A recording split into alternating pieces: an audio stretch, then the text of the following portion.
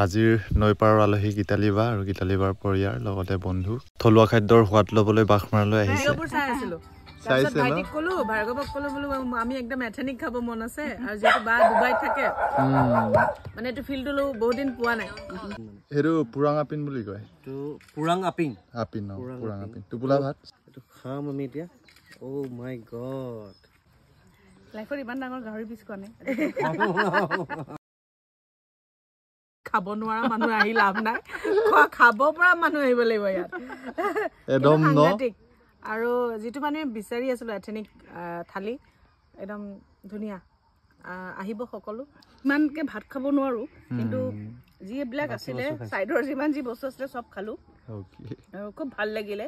একদম unique test আৰু সবচে ভাল হৈছে অথেন্টিক আৰু এই প্ৰেজেন্টেশনটো খুবেই ভাল লাগিছে। প্ৰথম কথাটো কম, এইটো যে মিচিঙৰ ইমান হাইজেনিক ট্ৰেডিশ্যনেল খানা, এইটো আজি ফাৰ্ষ্ট টাইম গম পালোঁ। ইমান ধুনীয়া বেলেঞ্চত বনাই গোটেই বস্তুবিলাক, আৰু গাহৰি পিচ হওক বা যিবিলাক মাটি দাইলৰ লগত গাহৰি, ইমান ধুনীয়া খানা। আৰু সঁচাকৈ আপোনালোকে আহক আৰু ইয়াত খাওক, তেতিয়া গম পাব যে আমাৰ ট্ৰেডিশ্যনেল মিচিং খানাখিনি কেনেকুৱা, বা আমাৰ অসমীয়া আৰু এনেকুৱা ট্ৰেডিশ্যনেল বহুত খানা আছে, তাৰ ভিতৰতে মিচিঙৰ এই খানাটো খাই বিৰাট বেছি ভাল লাগিল। থ্যাংক ইউ সো মাচ।